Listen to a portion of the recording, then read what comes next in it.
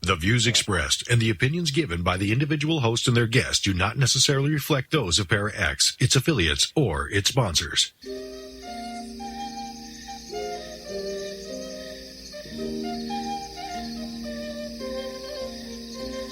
the circle be open but unbroken. May the peace of the goddess be ever in your heart. Merry meet and merry part, and merry meet again. May the circle be open but unbroken. May the peace of the goddess be ever in your heart. Merry meet and merry part, and merry meet again.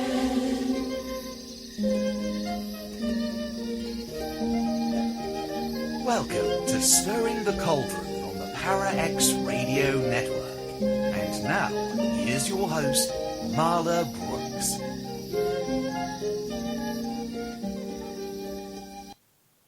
Hey, merry meet everybody, and welcome to Stirring the Cauldron.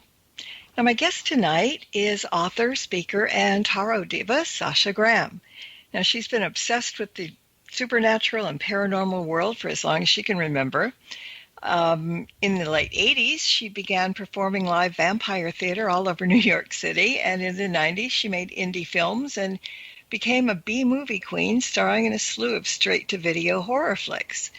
Then came college, and after spending several years nesting at home raising her daughter, she decided to turn her passion to tarot into a career, and that in turn turned her into becoming a best-selling author whose deck of cards took around the globe, took her around the globe, teaching and lecturing on metaphysics. Now, her credits are many, including Tarot Diva, the Haunted House Tarot, 365 tarot spells, lots of projects with Llewellyn Worldwide, like Llewellyn's Witch Calendar for 2021. But tonight we're going to be talking about her tarot deck, the Dark Woods Tarot, as well as a new virtual masterclass that you can all participate in called Illuminating the Shadow, which will be coming up the end of this month and again in mid-November. Now, Sasha says that her evolving story, and you might call it a fairy tale, just goes to show you what happens when you push forward, follow your instincts, and believe in magic. So, Sasha, welcome to the show. Hello. Thank you for having me.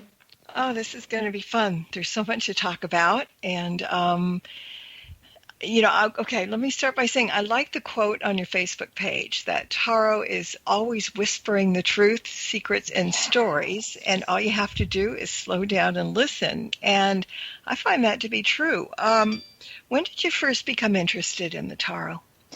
You know, I've actually, a lot of people ask me that, and I think I've always been kind of fascinated with it because I'm a Halloween baby.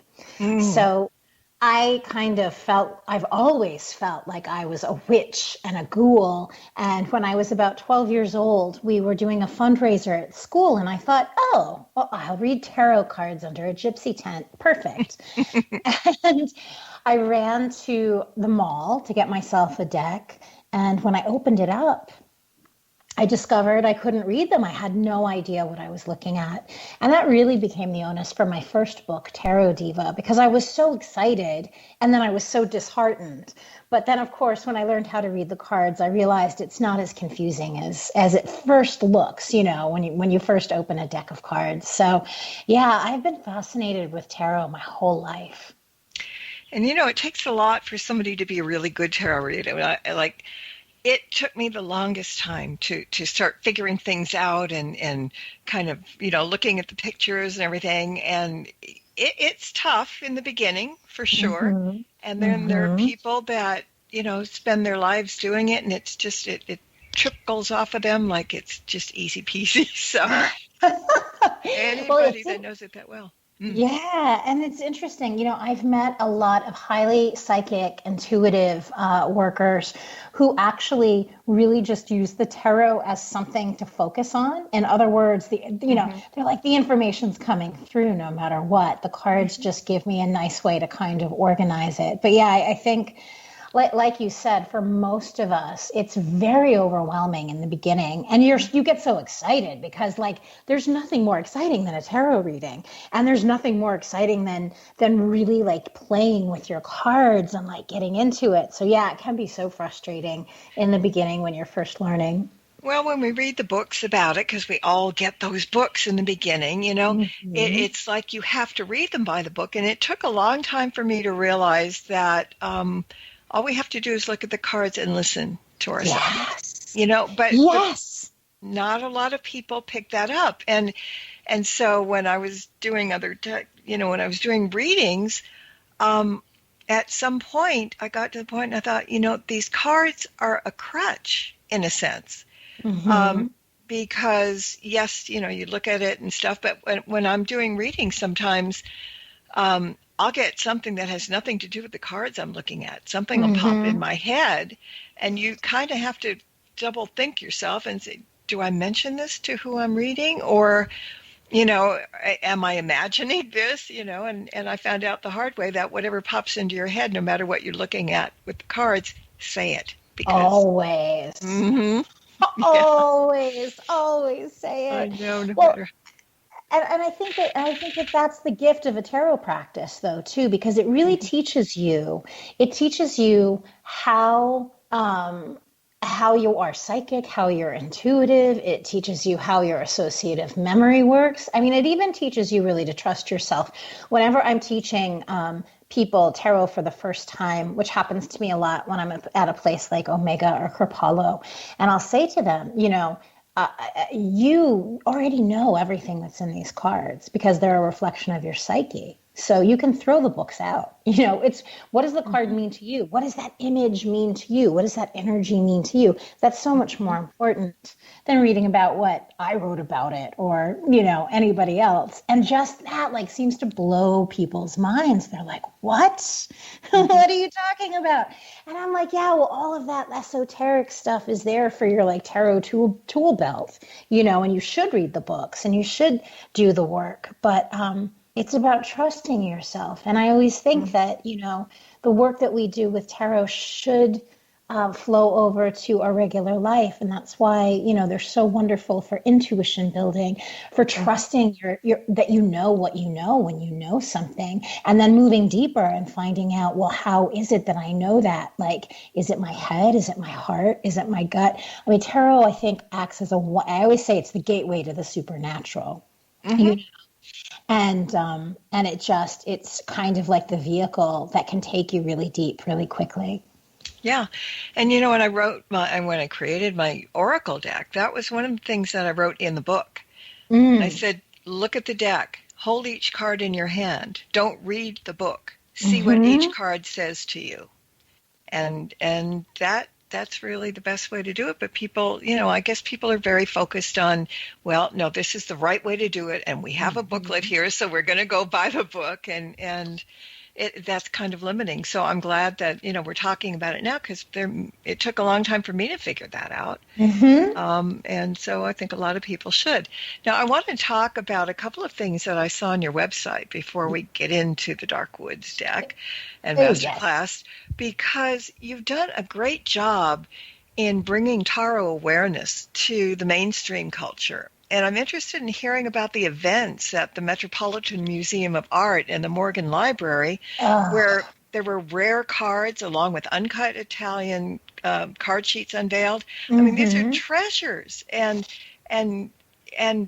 these are not, you're not just talking to metaphysical folks. I mean, you're talking to mainstream. How'd that happen? That's great. So, it was so funny. My first event was at the Morgan Library, and I live in the city a few blocks away. So when I found out that the Morgan Library was in possession of about 1/3 of the oldest tarot deck we have in history, they own about 1/3 of the deck of the Visconti Sforza deck. I just thought, oh my God, that's incredible. And I ran right over to take a look at it. But of course, it was in their archives. It was not out on display. And I thought, well, this is like, are you kidding me? This is like tarot gold for people who know and love tarot. And so I started this kind of like email appeal to the curator of medieval manuscripts, he's the one in charge of this, of the archive that holds the deck. And everyone in the museum said, it's a very like fancy museum. And they're like, oh, he's not don't expect anything back from him. And lo and behold, I wrote him a passionate letter. I said, there are people who want to see this deck. And he arranged for us to have a live viewing. And so I put it out into the world. And I think a group of about 30 of us went in, and he gave us a private view, he took out the cards and showed them to us. And then subsequently, and it's a beautiful library, a museum, it's a library and a museum. Anybody in New York City should go visit it, because it looks like you're walking into a Harry Potter chamber in the main library. And now they keep one or two cards generally out for the public. I like to think maybe we had something to do with that, because now typically you can usually find one. And then I figured after that happened, I thought, well, I bet the Metropolitan Museum of Art has some interesting holdings. Sure enough, they did. And so I teamed up at that time with Robert Place, who created the Alchemical Tarot and lots of wonderful tarot books. And he's like a historian par excellence. And so I said, Bob, let's get this going. And I spoke to the curators. And again, they allowed us to come in about twice a year. They would pull their cards weren't as old as the Morgan Library, but certainly Minchianti cards, like ancient, old cards. And then Bob would lecture for 2 hours, and I produced the event. So that was phenomenal. And then I got to learn so much every time we did it, just listening to Bob talk about the cards. So yeah, I mean, it's part of our cultural heritage. And you even look at the Rider-Waite-Smith deck, that was created at the height of, modernism, at the turn of the century in London, so this is it's not just like a dusty occult kind of thing. I mean, these are works of art that are in our hands that are being used every day. So yeah. So thank you for bringing that up. Those were beautiful events and life-changing. I was smiling when I saw it, because, oh my God, mainstream, this is great. And unveiling things that wouldn't normally be shown, and people that aren't interested in tarot would still enjoy it, because they're works of art, as you said. They're fascinating. And I will say just really quick to anybody listening who loves tarot history, the same is true for library collections. And so I went deep into the collections of the New York Public Library when I was writing the complete book of Rider-Waite-Smith Tarot for Llewellyn. And as a result, a lot of times when you're in a library doing research and you're looking at older things, the curators don't necessarily, or the librarians don't necessarily know what they're looking at. So it was interesting when I was writing that book, I found some original Pamela Coleman Smith playbills that she had created for Bram Stoker and the Lyceum Theater that was circulating in their general collection. And of course, I went to the one of the librarians and I said, no, this belongs in your sort of special collection. So if you are ever coming across things in a library and a museum, let the curators, let the librarians know what they are, because sometimes they're thrilled. They're thrilled to find out why something's important and where it should be placed. And it'll also preserve the item as well for future generations. Well said. There also, I noticed on your website, something about a tarot outreach program. Do you want to talk a little bit about that? Oh, yes. Oh, my gosh. So I was working with a company called Good Shepherd, and they were this amazing nonprofit organization that were helping foster children transition into adulthood. So what that essentially meant was, I would say, kids about 18 to 22. So we're talking like college age kids. So now they're getting too old to be in foster care, but maybe, they'd had these tumultuous lives where they were like in and out of the system. And now they needed to be equipped as adults to go out and either apply to school or get jobs, pay their own rent, figure all that stuff out. So this was a wonderful organization that really was like a dormitory and a safe haven for these kids. And so I would go in like once a month, and I thought, hearkening back to what I was saying before about tarot being wonderful for your intuition building. Now, I ventured to guess anybody who has been in and out of the foster care system, and anybody who's just had a rough time of it growing up, has a damaged intuition, right? Because when adults are lying to you, when you're mistreated, when you start to doubt, like you'll know something is right or wrong, and an adult's telling you no, you're wrong, and then you start to doubt yourself, right? And I thought, wouldn't it be phenomenal to teach these kids how to trust themselves, but do it with the tarot? And as a result, I put it out to the tarot community and asked people for tarot card donations so that all the kids could each get like their own decks. And I mean, the response was overwhelming. U.S. Games sent decks, lots of tons of tarot people sent decks, and it was just so fabulous. I mean, number one, because it's so much fun to work with kids that age, 18 to 22, like the energy is off the chart and they're all excited about what they're looking at. And it felt like a fun, like college dormitory, but it was also, for me personally, satisfying to sort of show, how to use the cards, how to use them to trust your intuition, to figure out, to use them proactively. Like, what do I need to know? How can I use these cards to move further, faster, be true to myself? So yeah, those were great. Those were great times. I don't do it anymore. I wish I did. I miss it. Yeah. I miss it. Well, that was very cool. All right. So let's go to the Darkwoods Tarot deck. It's a shadow deck, and the teaser says, "Dare to enter the dark wood and discover your shadow self with this enthralling Rider-Waite-Smith-style deck." And so, people are going to wonder, is this, like one of the classical decks as far as arcanas go? Because, we all have seen decks. Schiffer used to send me a whole bunch of decks.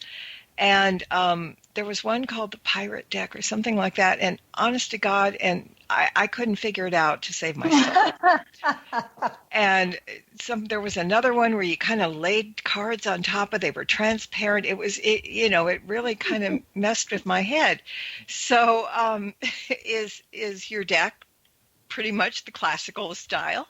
It is. It's a Rider-Waite-Smith clone in that all of the artwork is derivative of the Rider-Waite-Smith deck. So with a few exceptions where, there's some liberties that I took, but very few, anybody who's familiar with Rider-Waite-Smith would know a card by looking at it. And it's just wearing kind of different clothes. And when I describe it as a shadow deck, the reason that I do so is that the cards do tend to be darker, and I offer how to read a shadow reversal, which is a little bit different than the way that most people work with reversals, because I was really interested in I think that people tend to read tarot on a very surface, kind of positive, upbeat level. And I had been teaching a lot of shadow workshops around the world, and I love shadow work because I find it life-changing. And I think that shadow work keeps you on point as a tarot reader. The whole point is to see what you don't see, and that can be really hard when you're reading cards for yourself. So I wanted to take readers into this kind of Dante's dark woods, or, the Luke Skywalker Dagobah cave, where, you go in and what's in there is what you bring with you. So what you're really confronted is with yourself and all the parts of yourself that once you come to terms with, you can be a fully evolved human being. Well, let's talk a little bit about our shadow selves. For those who may not be familiar with the concept or the term, why should everybody acknowledge and embrace their shadow sides? Well, first of all, people, when they hear of the shadow self or the shadow side, they think it might be scary or tough, and it can be scary or tough. But the shadow holds all things, just like you're a complete human being, a complete universe unto yourself. The same is true of the shadow. So the shadow is those parts of ourselves that we repress, and those can be the dark murderous tendencies, but they can also be wonderful talents. There's as much good in the shadow as bad. The reason that it's in the shadow to begin with is that the light of our consciousness is not on it, right? Is that we don't necessarily want to recognize it.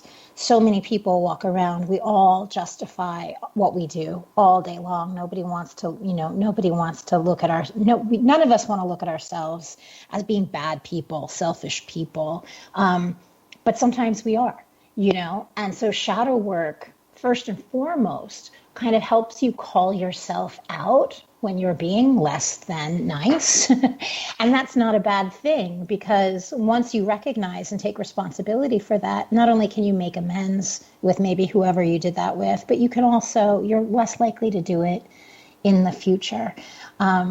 The devil card in Tower, I often say the devil card gets all of his power from repression and energy. And when we're not honest with ourselves, then we're also not in alignment with the high priestess part of who we are. Again, that will keep us from evolving and moving into the person that we were always meant to be. Shadow work, it's fun, it's surprising, sometimes it's uncomfortable, but nothing that's really good for you is easy. So I don't think anybody should shy away from it. And it just really profoundly opens up, I think it profoundly opens up the tarot deck. Well, it's a good thing I asked, because two people in chat were saying, well, we were just going to ask that question, just talk about it and work with it. Yeah, and I always say that people have to recognize the duality. There's light and there's dark, and you can't have one without the other. No. So you have to kind of recognize the shadow in yourself, and then be honest about it too, because we're always, like you said, making excuses for all kinds of things. Mm-hmm. But we need to get into our own heads. We need to realize what we're doing and why we're doing it, and how we're doing it. And it's very interesting that you can get that out of a tarot deck and a tarot reading. Yeah. And what's fascinating about holding the light and the dark, you don't even hold them equally, because if you really look at the nature of light and darkness, light is a sliver of the infinite darkness. You look at the nature of the universe is dark. We only live in the light because we happen to be living on a planet near the sun. And with that darkness, right, is boundless fecundity. Like this is potential. It's like darkness is like silence. It's screaming with potential. So it's not only the things that we kind of hide away from ourselves or the things that we don't want to look at, but when we move deeper into the darkness and into the shadow, we realize that just like a tree that's rooted into the ground, it's everything that we are rooted into and what potentially will someday be. So yeah, I think darkness is phenomenal. Yeah. And I think, it's good from a witch standpoint, too. They say, well, witches are dark and everything, but, they're not scary. I mean, darkness is not frightful. Darkness, to me, is very calm and very peaceful, and a time to think and not be bothered by bright things coming at you, like we do every day. Yes. Yeah, the poet David Whyte, he says sunlight contains boundaries, and the darkness is infinite, and exactly that. And we spend half of our life in darkness when we're asleep, I couldn't agree with you more. I opened up my door last night. It was a really warm October night. And just what you just described, I felt like I felt like the darkness was embracing me, like October. I just kind of felt like I felt right into the darkness of October. That was just like the sweetest lullaby, like what you just described. I couldn't agree with you more. Darkness gets a bad rap a lot. Does. Uh-huh. All right, I got a couple of questions from chat before we go to break. First question is, would this be a good beginner's deck? The Darkwood Tarot, yeah, I would say it would be a great beginner's deck, and I'll tell you why. It's really a beautiful deck. Abigail Larson, the artist, if you've Google her, she's, I think one of the most important things about beginning with tarot is that you're working with a deck that you're drawn to, that the artwork calls you back again and again and again. So for that reason, yes. Also, just because it's a shadow deck doesn't mean you can't use it for like regular readings. Of course you can. And as we said before, it's a Rider-Waite-Smith clone. So you're going to be working a lot with the energy that's quite familiar to all tarotists. So yeah, definitely. And the book that goes along with it, I think, is really quite complete and beautiful as well. Yeah, good. All right, the other question, well, there's actually two more. What do you think about now? A lot of tarot decks are coming out just with the major arcana. Do you think that that's a good way for people to read tarot or to learn tarot? Or do you think to do a proper reading, you need the entire deck?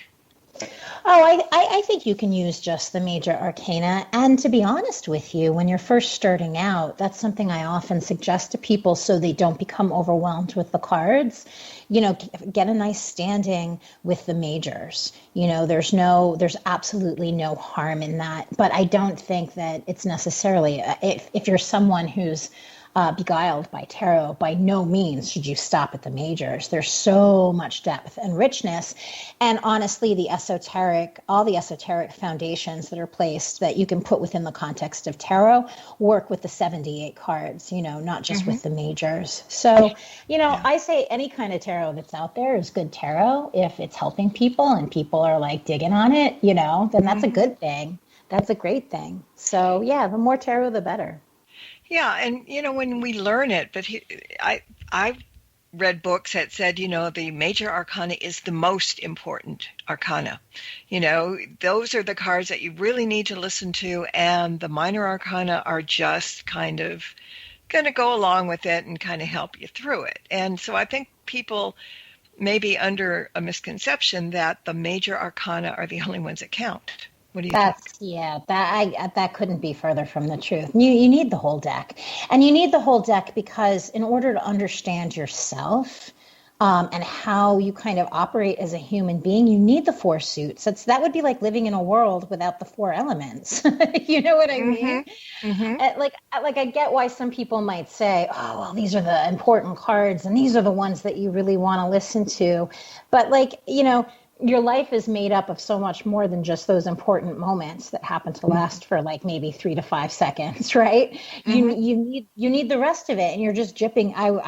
You're just gypping yourself of that. It would also be like only eating, you know, one kind of pizza, like like it just doesn't make any sense to me.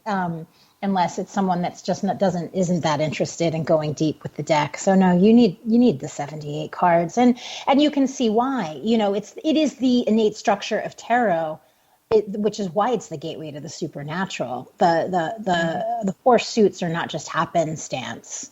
They're telling you something, and they have such secrets and mysteries and wisdom to provide to you on every level. Yeah. No, you need the whole deck, I would say.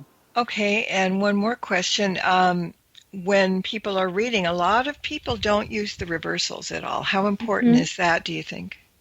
Well, that's so funny. So I always say I'm like a reversal renegade. I would say there's about 5 or 6 different traditional techniques you could use when using a reversal. And I think it doesn't matter as long as you decide ahead of time, you know, as long as you decide before you begin the reading, Yes, I will use reversals. No, I won't. And if you do use reversals, how will you use them? Will you look at them as opposite of the card's energy? Will you look at a reversal as a blocked energy? Will you use the reversals to help you? Like I use them often in like a 10, 20 card spread. The reversals make their own pattern and call to me in a specific kind of odd way. So you just have to know yourself as a reader and decide ahead of time. I like oftentimes card in the morning, I will not look at a reversal just because I'm not interested in anything that might seem reversed. Like that's just not what I want first thing when I roll out of bed. I want something, I want something good, and something clean and clear. So just decide ahead of time. And there are no wrongs, when it comes to reversals. It's what works for you. Yeah. All right. Well, we are going to take a quick break. So everybody stay with us. When we come back, we're going to talk more about the tarot deck, and she's going to pull a couple of cards so you guys can see how it works, and some good other stuff. So we'll be right back. Sit tight. Stirring the Cauldron will be right back, so don't go away. If you end up with webbed feet, remember, you've been warned. Missed an episode of Stirring the Cauldron? Then be sure to check out marlabrooks.com and check out the archive. And while you're there, check out Marla's weekly Witches Oracle card reading. Explore the site to find many great resources, such as information on tarot, oracle readings, metaphysical consultations, and links to all of Marla's books. That's marlabrooks.com. You've no doubt heard of Tango and Cash, Whiskey Tango Foxtrot. Perhaps it takes two to tango. Well, now, on the first and third Thursdays of each month, there's a show called Tango and Friends at 8 p.m. Eastern on the Para X Radio Network with your host, Bruce Tango. And yes, there will be at least two to tango on each episode, sometimes even more. There's going to be lots of topics and lots of guests you'll all know and lots of surprises. Tango and Friends every first and third Thursday of the month at 8 p.m. right here on the Para X Radio Network. Hi, this is Sasha Graham, and I'm inviting you to my Tarot Masterclass, Illuminating the Shadow. Grab your tarot deck, a notebook, and your beautiful self for this live, global, interactive online event. It's happening October 24th and November 14th. Go to tarotpalooza.com for registration and information. That's tarotpalooza.com. I can't wait to see what's inside your shadow. Welcome back to Stirring the Cauldron. Once again, here's your host, Marla Brooks.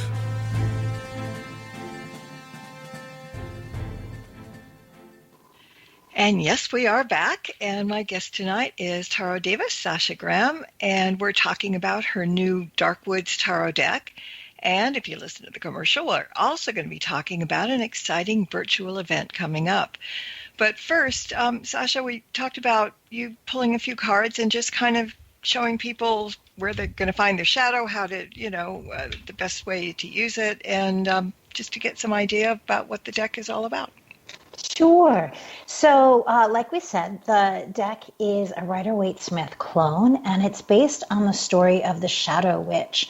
So the Shadow Witch, like so many of us, has a bit of a traumatic heartbreak, which kind of spurns her journey into the woods.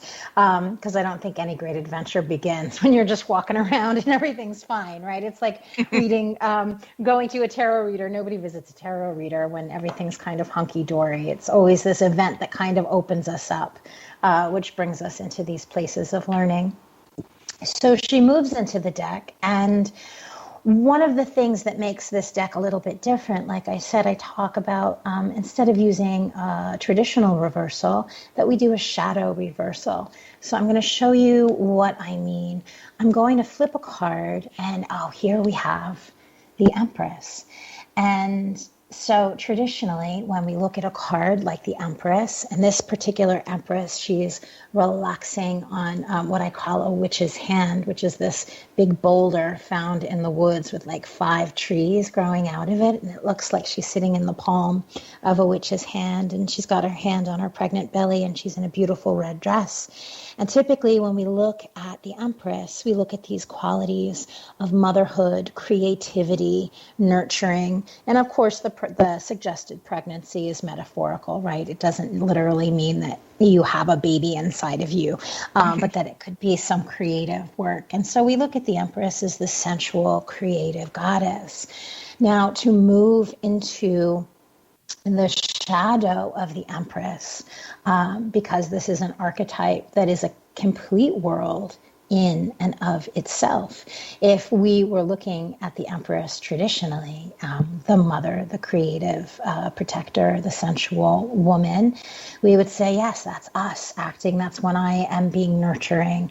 This is when when I'm being creative. It's when I'm feeling sensual or issues of sensuality.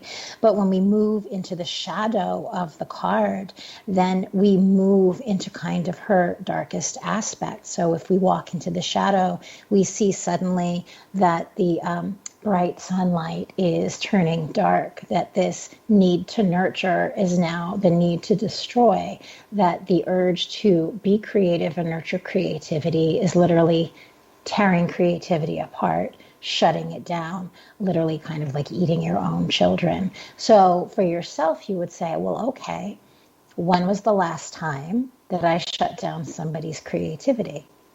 When was the last time that I was not nurturing and somebody needed me to be nurturing and I didn't have time for it? Right. And so you start kind of examining like, but all right, when do I act like this? And it's an interesting thing because then of course you say, all right, well, there was that time my husband, he came to me and I was like just busy and stressed out and couldn't be there for him. So maybe that was that shadow. So there's all the different ways you can sort of say, okay, we can look at the darker aspect of that card and figure out when I embodied that. But of course, the same thing works in the opposite way. So you can take a card like the 3 of Swords, which is traditionally a really dark card. In the Darkwood Tarot, my heart is suspended in a tarantula's web with a big spider right next to the heart. And the 3 swords, of course, are plunged into the heart. And we move into the shadow of what is traditionally heartbreak and betrayal.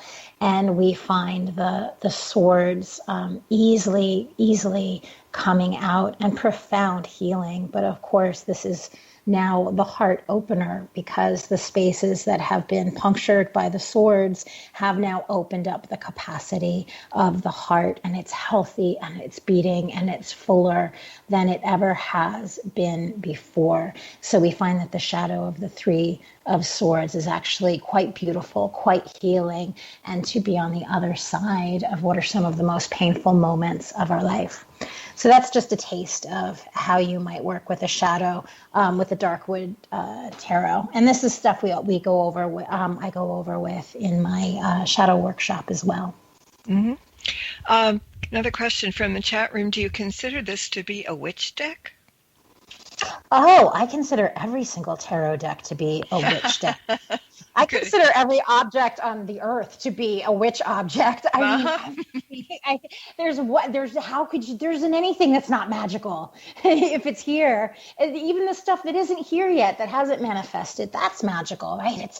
It's magic, it's energy. I mean, you don't need a tarot deck to read the tarot deck. You could just look at what's sitting in front of you and imagine putting borders around it and read whatever's in front of you as if it's a tarot card. And that's really a fun thing to do when you're like bored or on an airplane or commuting to work or something, is just read the scene in front of you as if it was a card, because it's full of symbols and those symbols have meanings to you and you can weave a story out of it and figure out where you fit into the narrative. So yes, this is an excellent deck for magic, but everything's good for magic. Yes, you're right. I agree. Now, maybe some people don't realize that are new to tarot that each deck has a story. And you were just talking about the Darkwood story. But I was poking around your website again, and I saw that you had a deck called Tarot of the Haunted House. Yes. And the blurb itself just pulled me in. I mean, the users, I'm paraphrasing it, but the user finds themselves inside a mysterious haunted house, and moving through the deck, they unlock room after room and uncover the mansion's true romantic and chilling tale, while also discovering the fool's forgotten origins. And now I need to get that deck too. I'm just telling you, you're costing me a fortune. But no, but talk a little bit about that for just a second, because, and then we'll get into the virtual masterclass. But that is such a clever, beautiful deck, and so different. Talk about it. Thank you. Well, I had written a couple of tarot books, and I had never intended to make tarot decks. And my editor at Lo Scarabeo, and they're all Italian over there, they're in Torino, Italy. He said to me, Sasha, you got to make a deck. And I'm like, Ricardo, the world doesn't need another tarot deck. And he said, listen, it is a one thing to look at a deck of cards, to read the cards and look down at the arcana and read them. But it is quite another to have the arcana spring from inside of you. And I thought, oh my God, now I have to make a deck. I want to feel the arcana spring from inside of me. Are you kidding? At that time, but I thought, well, what would I make? What would my theme be? What would the idea be? And at the time, I was profusely collecting soft cover Gothic romance novels from the 60s and 70s, because I was in love with all of the covers, which traditionally feature a woman in a beautiful flowy gown running from a haunted house. Usually there's a lit tower and a figure behind her. And I loved all those 60s and 70s horror movies as well. And, in thinking about why they all sounded so similar and why the plots were always so similar, I realized that the haunted house was the metaphor for the woman.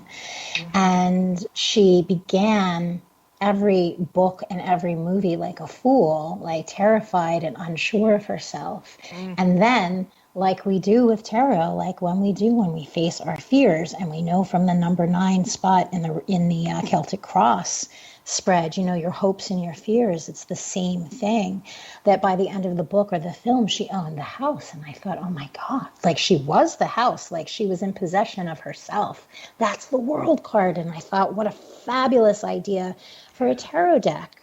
And of course, you had mentioned my history and I love horror movies and stuff. Mm-hmm. So I thought, yeah, another one, like a deck that is a haunted house, because the haunted houses, they really are the symbols for ourselves. Yeah. Great idea. Absolutely great idea. Thank All right. you. So before we start getting too short on time, let's switch from decks to virtual master classes. Yes. Illuminating the Shadow is coming up shortly, and it sounds great. When is the first class, and tell us about it? So I premiered this class last month for the first time, and it was really exciting. Normally, I was supposed to be in China right now teaching tarot master classes, but of course the pandemic put a halt to all of my traveling and lecturing around the world. So I thought, let me start doing some stuff here from my house, bring the world, here and for everybody. So I'm inviting everyone to really treat this weekend as if we're all on retreat together somewhere. And actually, October's masterclass kicks off tomorrow night with a VIP witches party with me.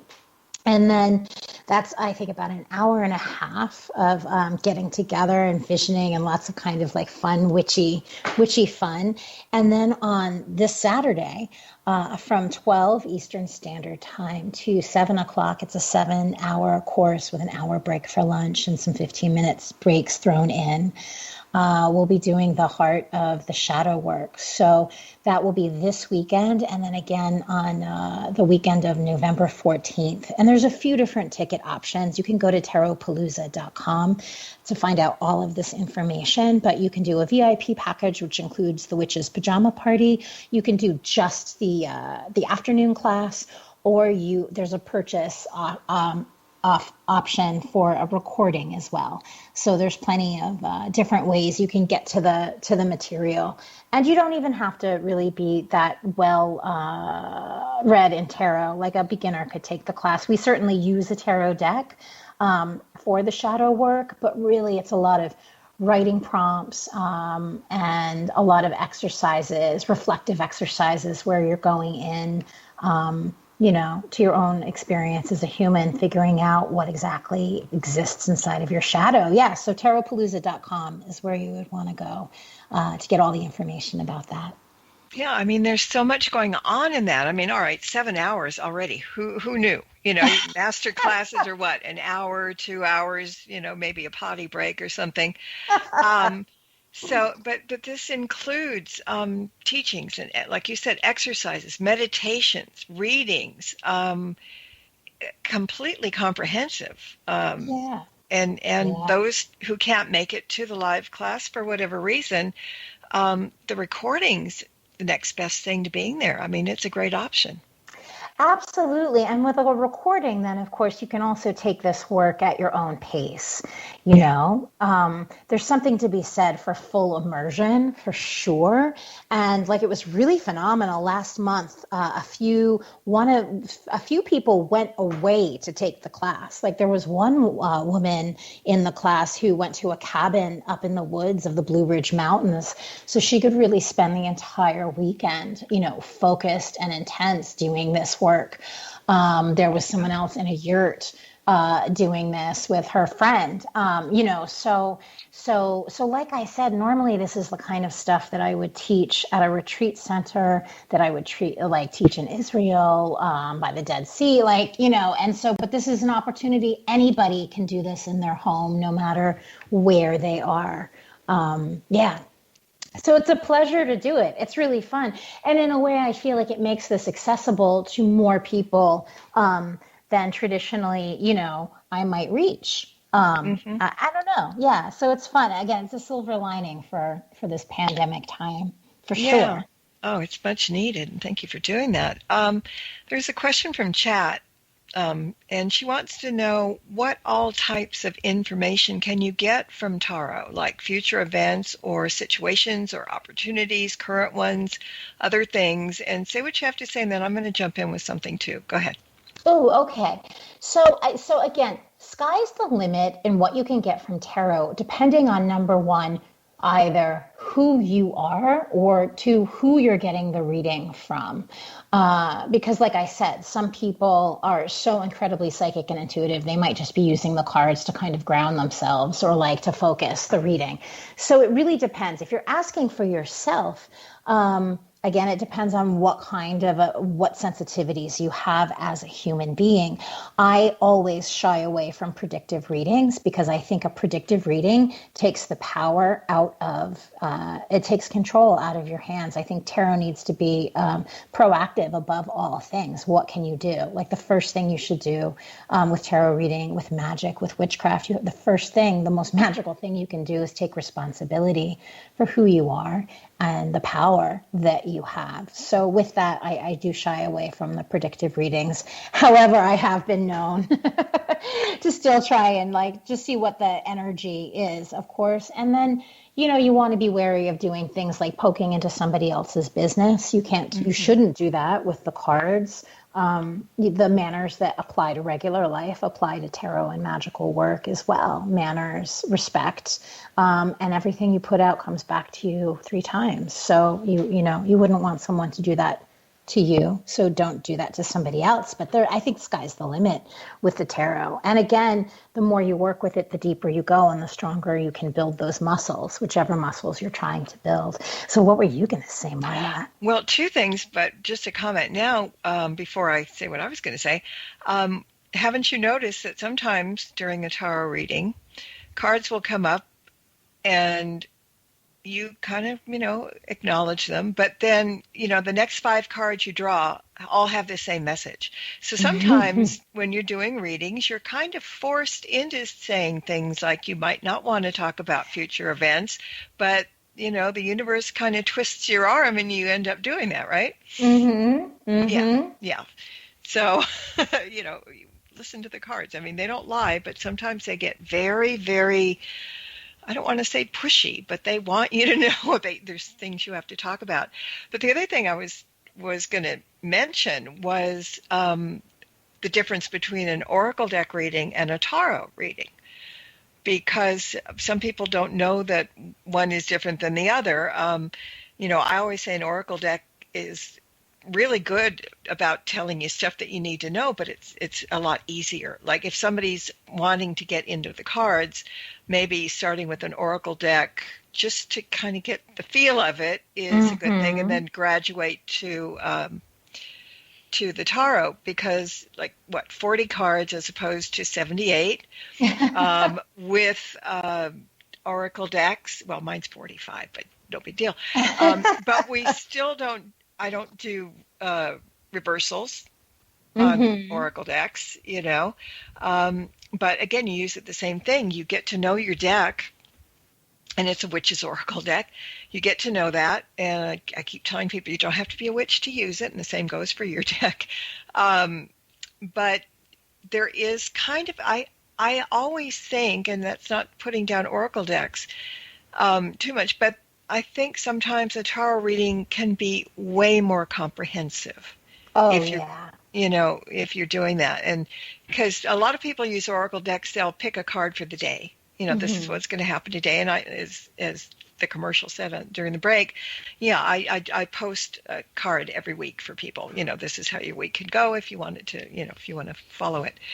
But when something is really, really seriously detail oriented and stuff, it may be best to use a tarot deck, right? I agree. And also, and this goes back to what we were talking about with using the minor arcana as well, which is the numerical structure of tarot is what makes it so helpful. So if you're constantly drawing threes, which is the number of creativity, right? So this is the stuff that goes beyond the pictures or the art, right? When you're looking at the numerical structure, you get so much information just from the numbered of the cards that comes up. Like if you're getting a lot of threes or a lot of tens, you're at the end of a situation. Yeah, I agree with you. And I do think that an oracle deck can be like a nice, I guess, like a gateway into tarot so that you can start feeling comfortable with a deck of cards. But yeah, tarot is very, very specific. And like you said, the cards speak up for themselves. Like they'll like kind of knock you over the head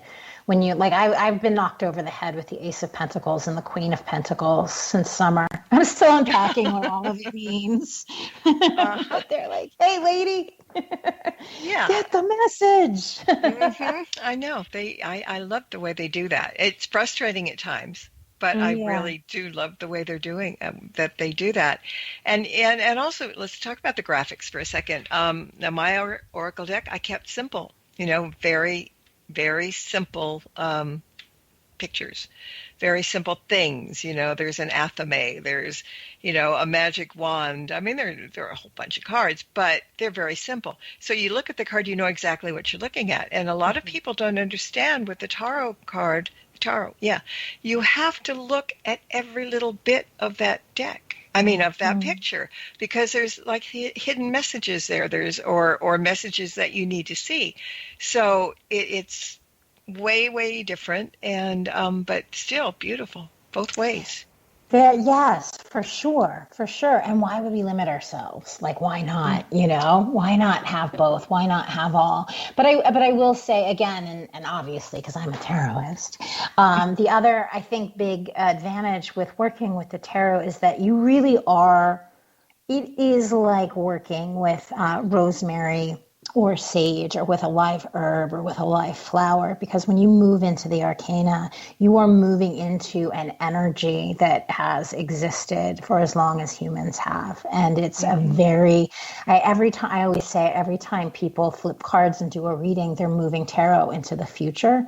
But it's one with an extraordinary past and a packed past. And so when you use meditation to enter the card in your mind's eye or in the sacred imagination, not only do you come into contact with the energy of the arcana itself, but you quickly discover others have been there before you.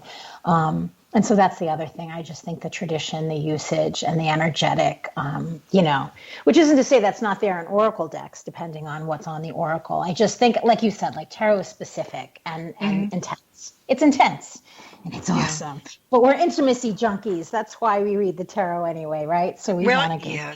Yes. And just, being able to open up and read any kind of card is a blessing. It is. If you allow yourself, and everybody can, and some people don't realize that people used to read playing cards. Yes. And so it's just kind of a really wonderful mixture of what we can do and how we can do it, and it gets the imagination going. And most people, especially now in what's going on, we can't focus on things, and everything is kind of scattered and mixed up. And, we're going through the Tower card right now, I think. Agreed. Yeah. And just being able to pick up a card and read it, just take one card and look at it and explore it and see what your mind tells you. I mean, it's a great getaway from everything that's going on around us. Yeah, I couldn't agree with you more. And to your point about being in the tower energy right now, what we have to look forward to is the star, because that's the card that comes after the tower, and the tower is the breaking apart of that which never fit together to begin with. That's why on the Rider-Waite-Smith you see a square tower, which is being with a circular crown that's getting knocked off of the top. It wasn't right. It needed to reconstitute itself. So I don't think all of this will have been for nothing. And I think that when we're all in that energy of the star card, which is the quiet after the storm, the calmness, the serenity, and the peace, then we can all evolve collectively, which is why we're here. Exactly. Hopefully that's why we're here.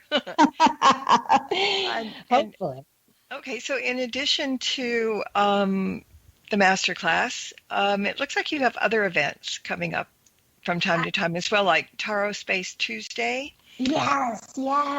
So Tarot Space Tuesday is this really fun thing that I do every single Tuesday night. And it started because when the pandemic began, I started doing my yoga classes. Obviously, I couldn't go to the studio, so I started doing them up in my attic virtually with my teachers, and then with my teacher's teacher in India. So 3 times a week I practice with Mysore, India, and it's lovely. And I would be so excited. That was like the high point of my day, and I thought, why am I doing yoga up in the attic, but I'm not doing tarot up in the attic? So I just put together Tarot Space Tuesday, which is a really fun hour every Tuesday where we talk.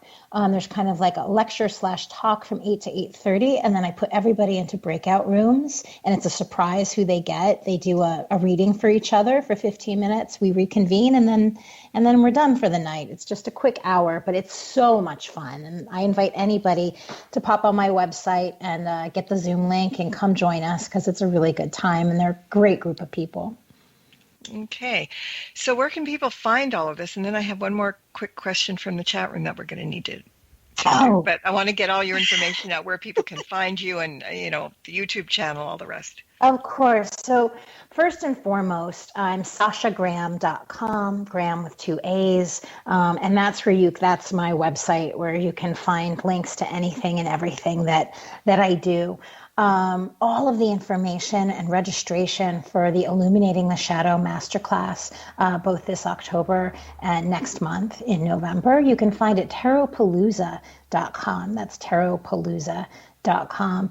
And then, I have a YouTube channel under, I think, Sasha Tarot Diva. I'm on Instagram, Sasha Tarot Diva. I'm on Facebook, just under Sasha Graham, I think. I should probably know this stuff, right?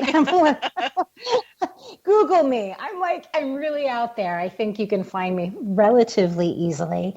And if you're interested in any of these things, and my books are all usually available in any metaphysical shop, Barnes and Noble. They're pretty easy to get your hands on. Of course, my Amazon author page or bookshelf page, you can find everything along with like reviews to see if the stuff would be to your taste. So I hope you come check me out. I've written a lot of really fun books, like 365 Tarot Spells, 365 tarot spreads, tarot diva. They tend to kind of cover the gamut of all the different ways you can use the cards. So yeah, check it out.